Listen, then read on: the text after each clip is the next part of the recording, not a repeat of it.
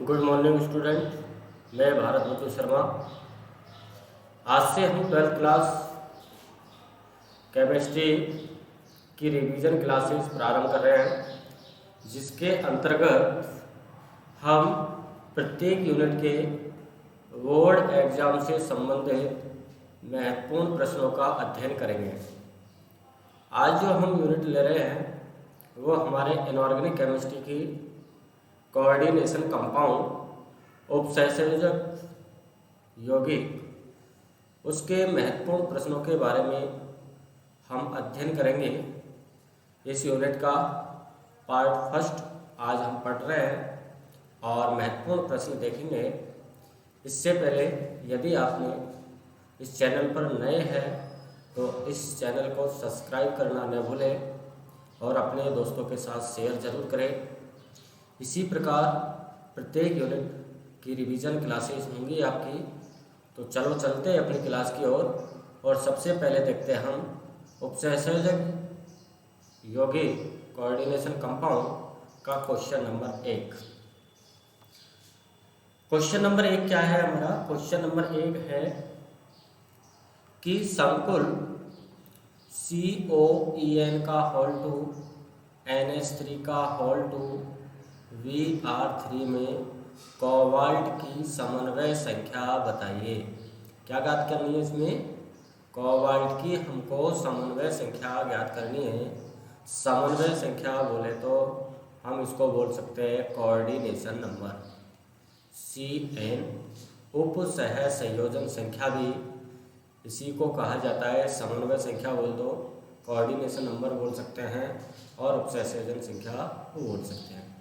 देखिए उपसंयोजन संख्या क्या होती है कि जो हमारा केंद्रीय धातु परमाणु होता है, सेंट्रल एटम, उसके साथ जो लिगेंड उपसह संयोजक बंधों का निर्माण करते हैं, तो कितने लिगेंड उपसंयोजक बंध बना रहे हैं, उन उपसंयोजक बंधों की संख्या क्या कहलाती है? समन्वय संख्या।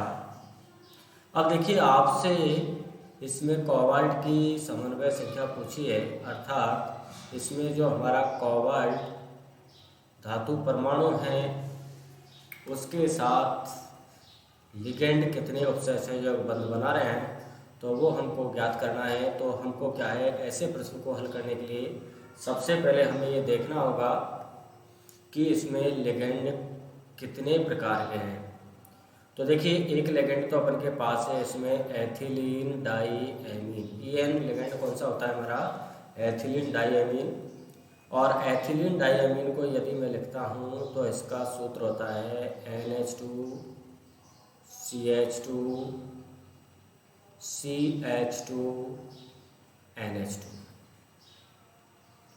दो NH2 समूह नाइट्रोजन के पास एकांकी इलेक्ट्रॉन युग्म और ये दोनों ही उपसंयोजक बंध का निर्माण करते हैं। अतः हम कह सकते हैं कि एथिलीन डाईएमीन जो है वो एक द्विदंतुक लिगेंड है। तो यदि आपसे प्रश्न ये पूछा जाता कि द्विदंतुक लिगेंड का उदाहरण बताइए, तो हमारा क्या हो जाता? द्विदंतुक लिगेंड कौन सा है?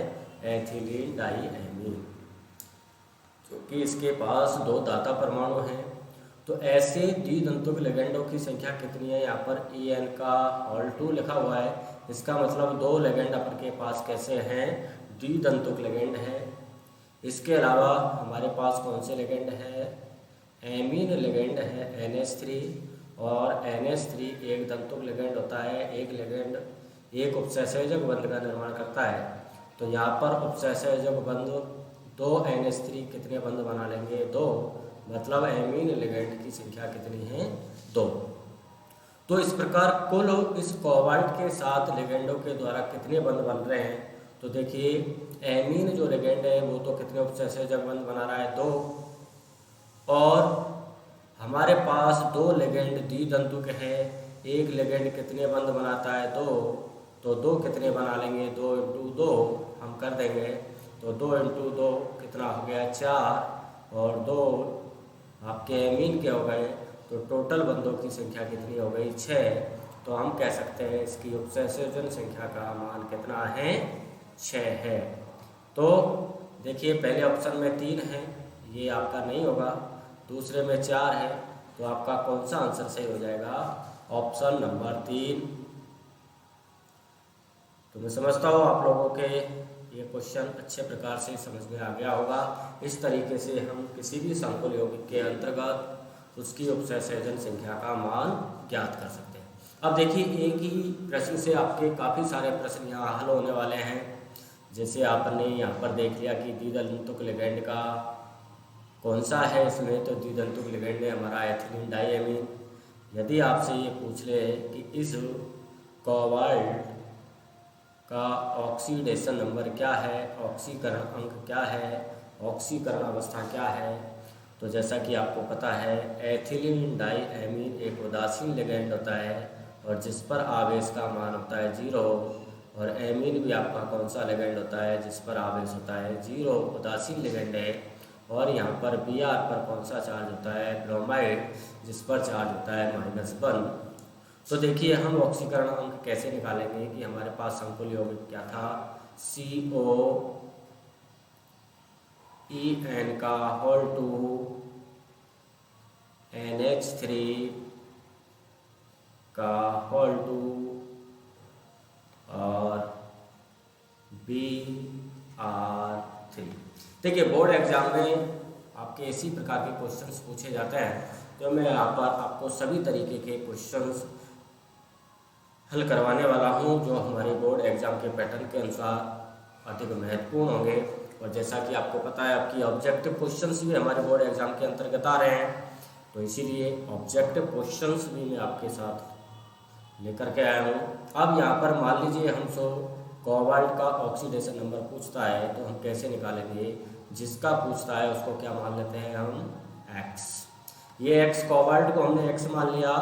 चूँकि एथिलीन डाइएमीन कितने हैं हमारे पास? 2 है, लेकिन एथिलीन डाइएमीन कैसा होता है? उदासीन लिगैंड, अतः आवेश क्या होगा? इस पर 0 होगा, तो अपन आवेश लिख देंगे 0 प्लस 2 एमीन है और एमीन लिगैंड भी उदासीन होता है, इसलिए आवेश कितना हो गया? 0, और प्लस 3 हमारे पास ब्रोमीन है और ब्रोमीन पर होता है आवेश -1, तो 3 × -1 बराबर 0।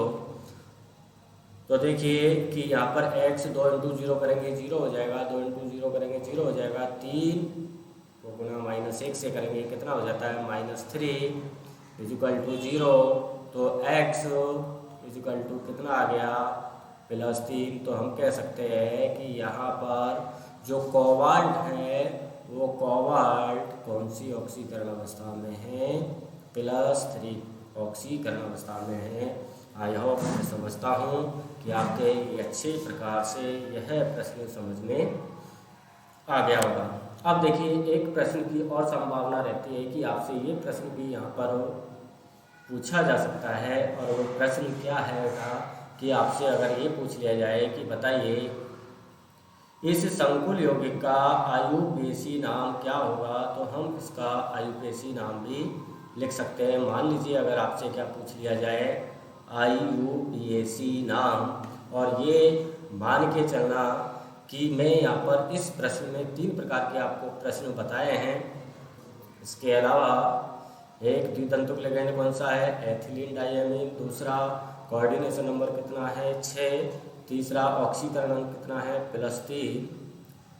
और चौथा प्रश्न आपसे पूछा जा सकता है इसका आयुपेशी नाम होगा। तो देखिए, अपन आयुपेशी नाम कैसे निकालेंगे कि सबसे पहले यदि इस बड़े कोष्ठक से पहले यदि कोई प्रति आयन होता तो हम उसका नाम लिखते हैं, लेकिन चूंकि यहाँ पर कोई प्रति आयन नहीं है, इसलिए अब हम सीधे किसका नाम लिखेंगे? लिगैंड का। और लिगैंड में हमारे पास एथिलीन डाइएमीन है और एमीन है, तो हम लिखेंगे डाई। 2 एमीन है, इसलिए लिख दिया जाएगा डाई एमीन। और 2 हमारे पास क्या है? एथिलीन डाइएमीन है। तो ये कार्बनिक लिगैंड है और जटिल लिगैंड की श्रेणी में आता है, अर्थात इनके नाम में पहले से ही डाई शब्द का इस्तेमाल हो गया, इसलिए ऐसे लिगैंडों की संख्या के लिए हम बिस ट्रिस शब्द का प्रयोग करते हैं। तो ये कितने लिगैंड है? 2, और 2 लिगेंड के लिए क्या लिखा जाएगा, विस। तो विस, और कोष्टक में लिखेंगे हम एथिलीन डाईएमीन। क्या लिखेंगे, एथिलीन डाईएमीन लिखेंगे। और उसके बाद केंद्रीय धातु परमाणु का नाम लिखेंगे। केंद्रीय धातु कौन सा है हमारा, कोबाल्ट। तो हम लिख देंगे यहाँ पर कोबाल्ट। और इसके बाद इसकी ऑक्सीकरण अवस्था लिखेंगे, रोमन संख्या में कितना है, +3। तो इसको क्या लिखा जाएगा, 3rd। और फिर लास्ट में प्रत्यायन कौन सा है हमारा, ब्रोमाइड। क्या लिख देंगे, ब्रोमाइड। तो इसका आईयूपीएसी नाम क्या हो गया, इसका आईयूपीएसी नाम हम लिख सकते हैं डाईएमीन, विस डाईएथिलीन डाईएमीन कोबाल्ट 3rd ब्रोमाइड। इसी के साथ हमारा ये पहला क्वेश्चन यहाँ समाप्त होता है। अब चलते हैं हम दूसरे क्वेश्चन की ओर। आप इस चैनल के साथ लगातार बने रहें। इसी प्रकार आपको प्रत्येक यूनिट के रिवीजन क्वेश्चंस यहाँ पर करवाए जाएंगे। अब चलते हैं अपन अगले क्वेश्चन की ओर। और अगला क्वेश्चन क्या है हमारा, अगला क्वेश्चन है क्लोरोफिल में धातु आयन होता है। क्लोरोफिल जो हमारा वर्णक है, जो हमारे पेड़ पौधों के अंतर्गत पाया जाता है, उसमें वो क्लोरोफिल किसका वर्णक होता है। तो याद रखना है हमको, क्लोरोफिल किसका वर्णक होता है, मैग्नीशियम का। लेकिन यदि इसी जगह आपसे ये पूछ लेता कि हीमोग्लोबिन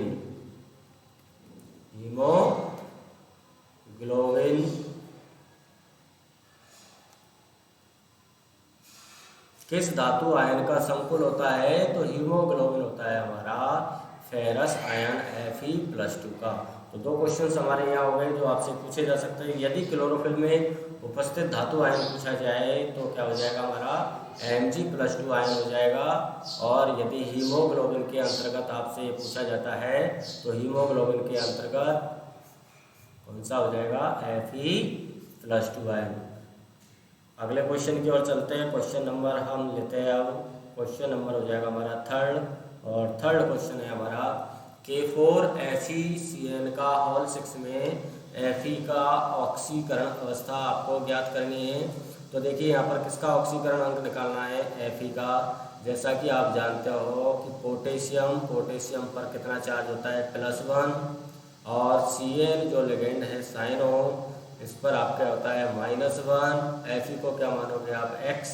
तो अपन क्या लिख सकते हैं, 4 × 1।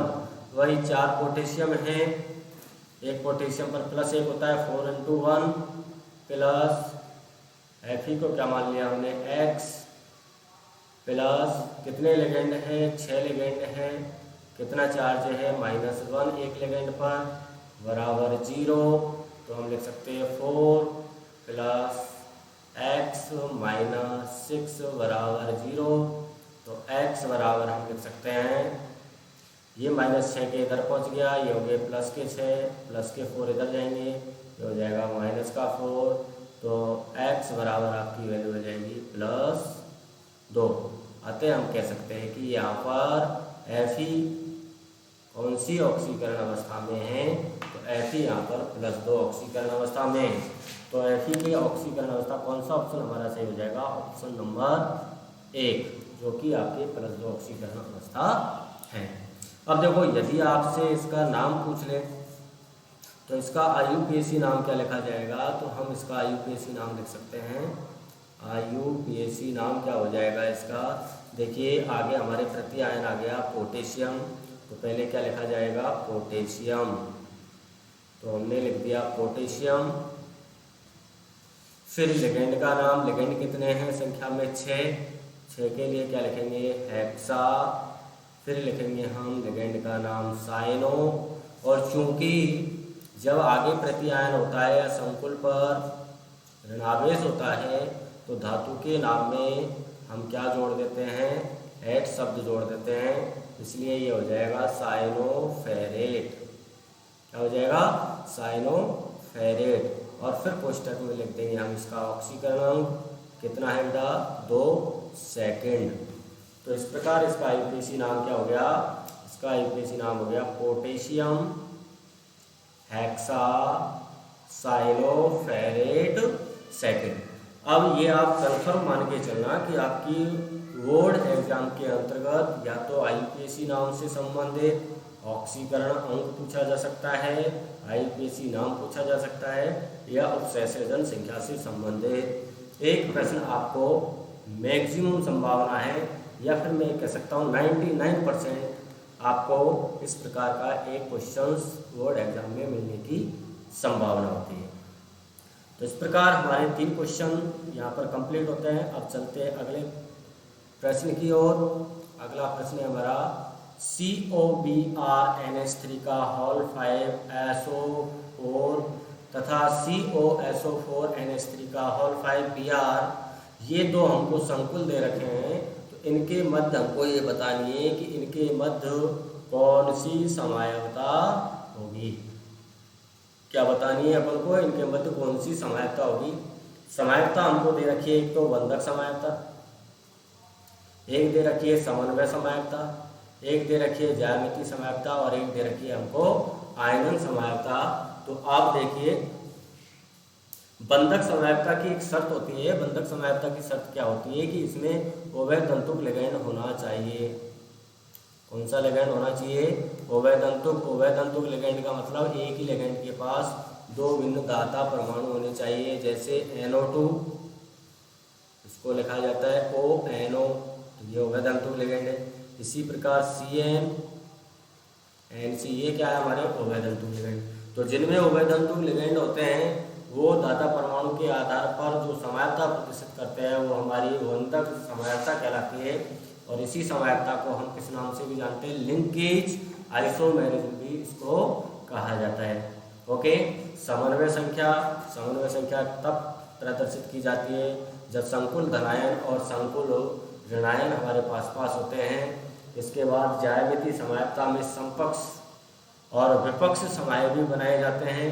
तो ये आपके तीनों ही समायवता यहाँ पर नहीं होगी, क्योंकि अब देखिए थोड़ा सा ध्यान देखिए, हमारे पास जो संकुल यौगिक दे रखा है उसमें क्या अंतर आपको नजर आ रहा है कि इसमें SO4 आयन जो है वो बाहर है और Br का है अंदर, जबकि इसमें SO4 इस संकुल के भीतर हो गया और Br क्या हो गया? बाहर। इसका मतलब क्या हुआ कि ये SO4 इस संकुल के भीतर चला गया और ये Br जो है वो इस संकुल के बाहर आ गया। तो आयनों का आदान प्रदान होने से इनकी संरचना में परिवर्तन आ गया। इसलिए संरचनात्मक समायवता का कौन सा रूप है? आयनन समायवता। देखिए हमेशा याद रखना, जब संकुल के भीतर, संकुल मतलब कोष्ठक के भीतर और कोष्ठक के बाहर भिन्न भिन्न क्या होने चाहिए? ऋणायन होने चाहिए। ये ऋणायन कैसे होने चाहिए? अलग अलग होने चाहिए। और जब भी अलग अलग ऋणायन होते हैं तो उनके द्वारा कौन सी समायवता प्रदर्शित की जाती है? आयनन समायवता प्रदर्शित की जाती है।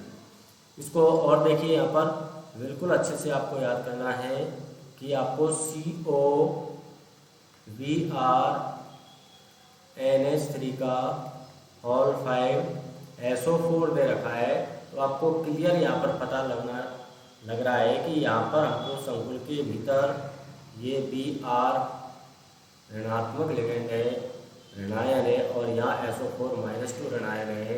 तो जब इस संकुल के भीतर और बाहर भिन्न भिन्न प्रकार के ऋणायन होते हैं तो उनके द्वारा जो समायवता प्रदर्शित की जाती है वो आयनन समायवता प्रदर्शित की जाती है। अर्थात बाहर से प्रत्यायन के रूप में जो SO4 है वो अंदर आ जाता है, लिगैंड के रूप में कार्य करने लग जाता है, और ये Br बाहर जाकर के प्रत्यायन के रूप में कार्य करने लग जाता है। ओके। इसी प्रकार अपन यदि इसमें ऑक्सीकरण अंक की बात करें बेटा तो ऑक्सीकरण अंक निकाल सकते हैं ना। इसको हम क्या मान लें? X Br पर कितना चार्ज होता है? -1। NH3 उदासीन लिगैंड है, SO4 पर कितना होता है? -2 बराबर 0। तो X बराबर कितना आ गया? +3। अपन क्या कह सकते हैं कि कोबाल्ट कौन सी ऑक्सीकरण अवस्था में बेटा? +3 में।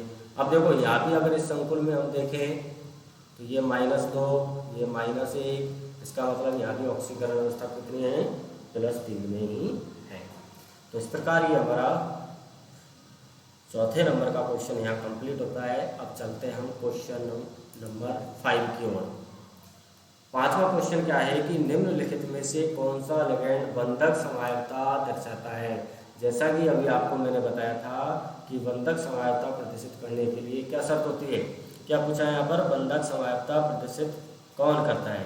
तो आप देखिए, आपको बंधक समवायता के लिए मैंने बताया था कि ऐसे लिगैंड होने चाहिए जो उभय दंतुक हो, और उभय दंतुक का मतलब जिनके पास दाता परमाणु अलग अलग हो। तो देखो, इसके पास तो कोई दाता परमाणु अलग है ही नहीं, तो हाइड्रोक्सो तो हो ही नहीं सकता, एमीन भी नहीं हो सकता, और एथिलीन डाईएमीन भी नहीं हो सकता। तो आपका आंसर क्या हो जाएगा, NO2, क्योंकि इसमें यहाँ नाइट्रोजन दाता परमाणु है और ये ONO के रूप में ऑक्सीजन दाता परमाणु नाइट्राइटो हो जाएगा। तो कौन सा लिगैंड हो जाएगा हमारा, NO2। तो कौन सी समवायता प्रदर्शित करेगा, बंधक समवायता प्रदर्शित करेगा। नेक्स्ट क्वेश्चन की ओर चलते हैं। तो यदि आप इस चैनल के साथ नए जुड़े हो और इसी प्रकार यदि आप रिवीजन क्लास अटेंड करना चाहते हैं तो आप लगातार इस चैनल पर बने रहें, और चैनल यदि सब्सक्राइब नहीं किया है तो प्लीज़ चैनल को सब्सक्राइब करना न भूलें और अपने सभी मित्रों को इसे शेयर करना न भूलें। अगला क्वेश्चन है, निम्न में से कौन सा लिगैंड कीलेट बनाता है। तो पहले तो आपको ये समझना है भाई कीलेट लिगैंड क्या होता है।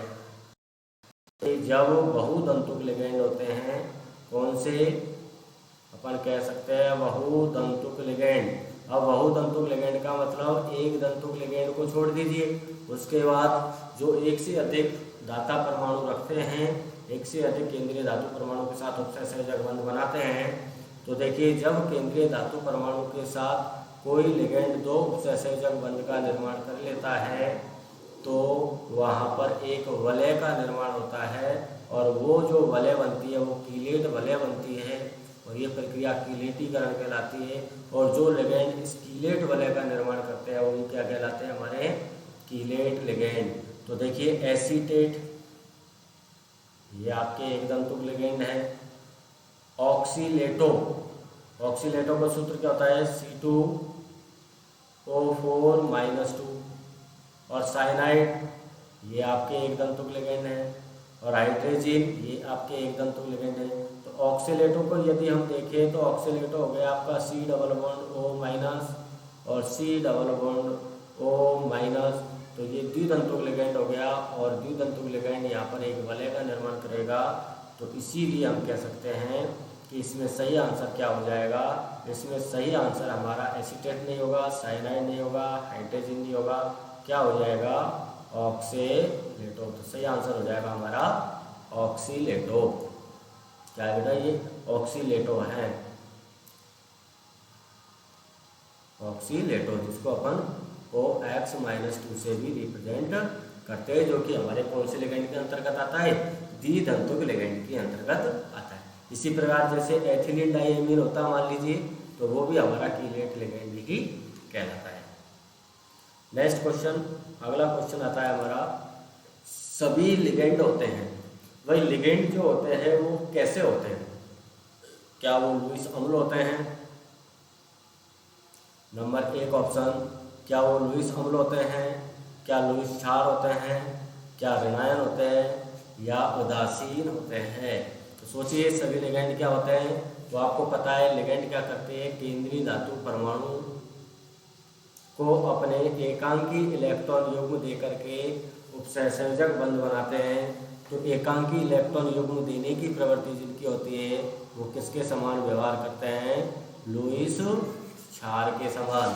तो कौन सा ऑप्शन हो जाएगा, ऑप्शन नंबर 2 हमारा राइट आंसर हो जाएगा। लुईस अम्ल नहीं होगा, ऋणायन नहीं होगा, और उदासीन नहीं होगा। कौन सा आंसर हो जाएगा, लुईस क्षार। लेकिन यदि आपसे ये पूछ लिया जाता है कि केंद्रीय धातु परमाणु होते हैं, तो फिर चूंकि एकांकी इलेक्ट्रॉन लेने की प्रवृत्ति है, तो केंद्रीय धातु परमाणु या आयन क्या होगा, लुईस अम्ल के समान व्यवहार करेगा। ये किसके समान व्यवहार करेगा, लुईस अम्ल के समान व्यवहार करेगा। तो यहाँ पर क्या पूछा है आपसे, लिगेंड के बारे में पूछा है। तो लिगेंड के बारे में पूछा है तो आपका फाइनल आंसर क्या हो जाएगा, लुईस चार के समान। नेक्स्ट क्वेश्चन की ओर चलते हैं। अगला प्रश्न आता है हमारा क्वेश्चन नंबर 8, निम्न में से किसमें, ये है आपने, किसमें अनुचुंबकीय प्रवृत्ति सबसे अधिक होती है। मतलब अपन को अनुचुंबकीय प्रकृति का पता लगाना है। तो आपको पता है जिसमें चुंबकीय आघूर्ण का मान अधिक होगा वो प्रबल अनुचुंबकीय प्रकृति का होगा। और चुंबकीय आघूर्ण ज्ञात करने का सूत्र क्या होता है, N+2 बोर मैग्नेट। और N क्या है यहाँ पर, तो N हो जाएंगे हमारे अयुग्मित इलेक्ट्रॉन की संख्या। N क्या हो जाएगा, अयुग्मित इलेक्ट्रॉन की संख्या हो जाएगी। अब अपन को देखिए इसमें से चारों में से ये पहचानना है कि प्रबल अनुचुंबकीय प्रकृति का कौन होगा। तो अपन को क्या करना पड़ेगा, सबसे पहले तो इनका ऑक्सीकरण अंक निकालना पड़ेगा। तो देखिए अपन सबसे पहले इसका ऑक्सीकरण अंक निकाल लेते हैं। Fe को क्या मान लिया आपने, x, Cn कितने, 6 का मतलब कितना हो गया, -6 बराबर संकुल के ऊपर आवेश कितना है, +4। अब देखिए x बराबर निकालोगे तो 6, ये माइनस के, ये थोड़ा सा ये माइनस है आपका, है ना, ये थोड़ा सा त्रुटि हो गई। क्या लिखेंगे यहाँ पर, -4, एक मिनट, थोड़ा सा टाइपिंग में मिस्टेक है। तो ये -4 और ये आपके +6, -6 इधर जाएंगे तो +6 हो जाएंगे। +6 -4 बराबर x बराबर कितना आ जाएगा, +2 आ जाएगा। इसका मतलब Fe कौन सी ऑक्सीकरण अवस्था में, +2 में है। सेकंड हमारा कौन सा है, जिंक का है। जल कैसा होता है, उदासीन लिगेंड होता है, तो इसका तो 0 हो गया। तो Zn का ऑक्सीकरण अंक क्या हो गया, +2 हो गया। फिर इसमें Fe का निकालोगे, ये उदासीन लिगेंड हो गए, तो Fe किस में हो गया, +2 में हो गया। और क्रोमियम H2O +3, तो ये उदासीन लिगेंड है। उदासीन में तो 0 होता है, ये जल एक्वा उदासीन लिगेंड होता है। तो यहाँ पर क्रोमियम का ऑक्सीकरण अंक हो गया +3। अब देखिए आपके पास जो प्राप्त हुए, तो इसमें थोड़ा सा हमको थोड़ी सी गलती ये नज़र आ रही है कि यहाँ पर ये आप माइनस, ये जो है वो माइनस आप 3 मानोगे। क्या मानोगे, -3, और -3 करोगे तो आप इसको देखिए, दोबारा देख लीजिए एक बार। ये क्वेश्चन में थोड़ी सी मिस्टेक है, इसको अभी अपन सही कर देते हैं। देखिए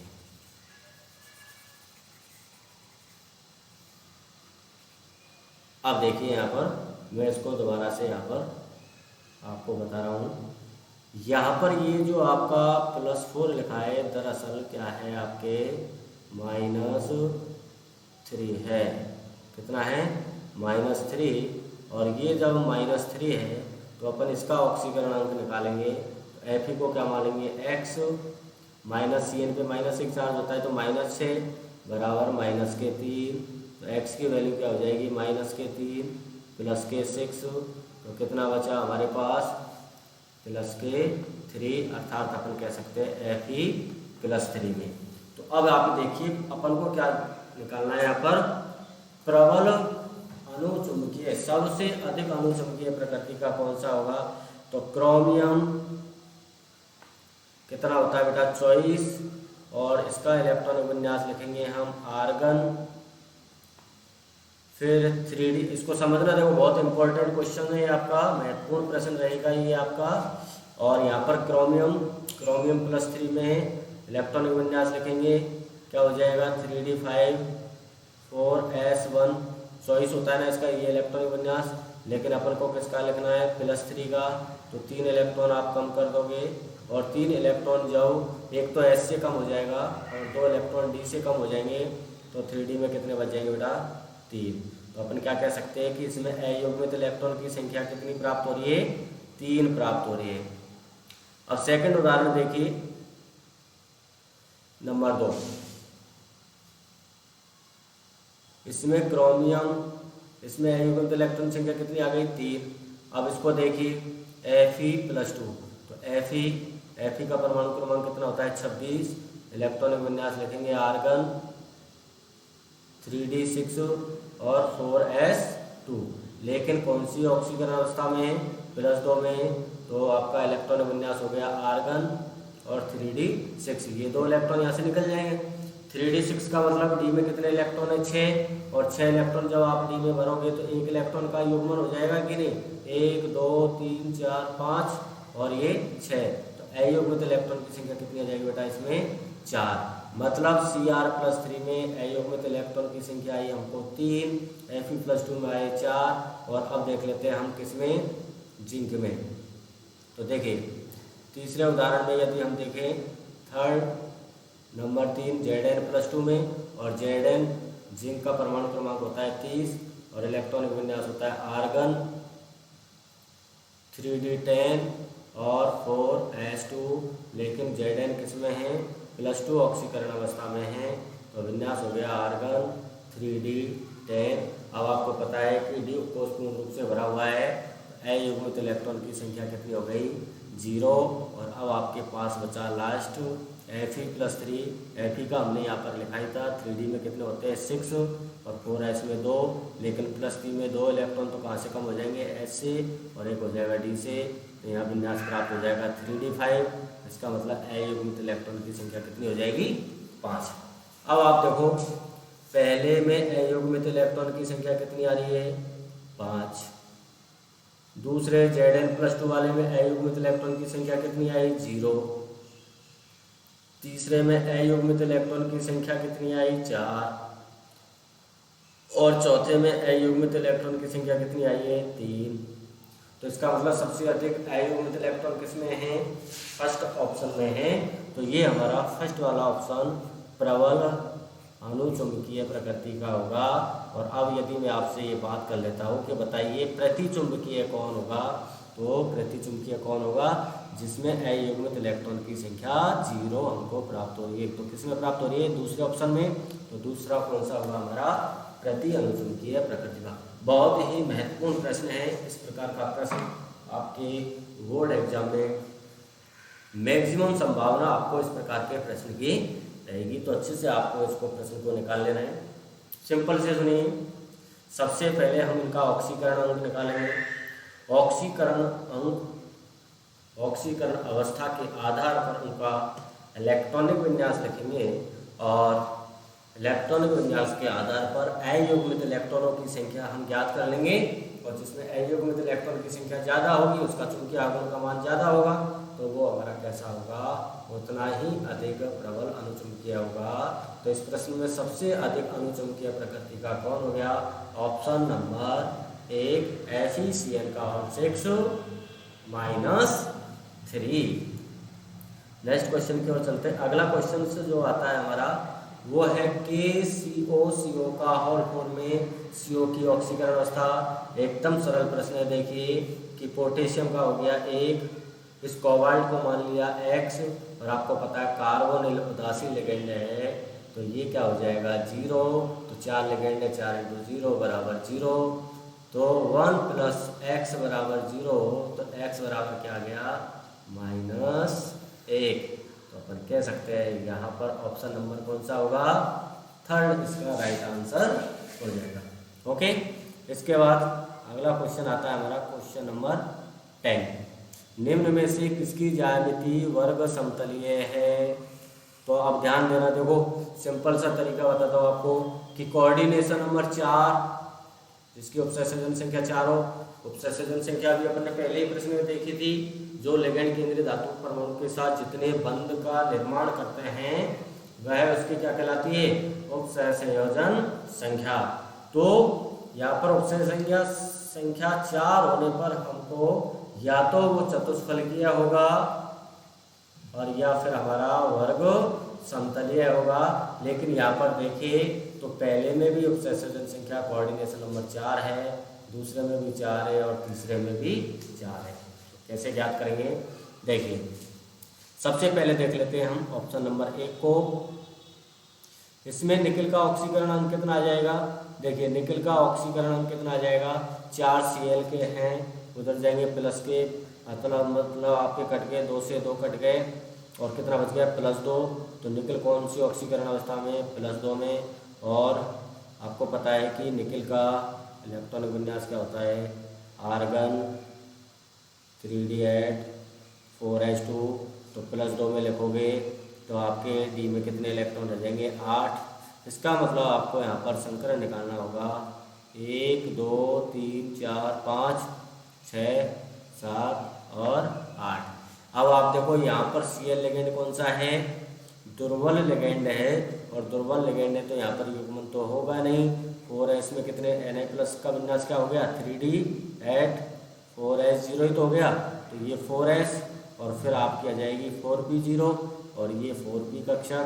तो यहाँ पर आपके 4 हैलोजन जुड़ जाएंगी, क्लोरीन क्लोरीन क्लोरीन और क्लोरीन। संकरण कौन सा हो जाएगा, sp3। तो पहले में आपके कौन सा संकरण प्राप्त हुआ, sp3। तो sp3 की ज्यामिति तो चतुष्फल की होती है, इसलिए आपका पहला ऑप्शन नहीं हो सकता। अब आपके बाद इसके बाद आता है NiCO का होल 4 और FeCN का होल 4। देखो इसमें निकाल लीजिए आप, Fe+2 आएगा, Fe+2। Fe का इलेक्ट्रॉन विन्यास हो गया आर्गन 3d6 4s2 +2 में आपके पास डी में कितने इलेक्ट्रॉन रह जाएंगे, 6 इलेक्ट्रॉन रह जाएंगे, 1 2 3 4 5 और 6। अब ये आपके S और ये हो गई आपकी P। अब चूंकि Cn जो है वो आपके पास कौन सा लिगेंड है, Cn आपके पास प्रबल लिगेंड है और प्रबल लिगेंड होने पर क्या हो जाता है, इनका युग्मन हो जाता है। तो यदि आप यहाँ पर इलेक्ट्रॉनों का युग्मन करते हो 2 2 4 और 2 6, तो 2 D कक्षक आपकी और एक S और एक P, लेकिन कोऑर्डिनेशन नंबर 4 है। इसका मतलब ये भी आपके नहीं होगा।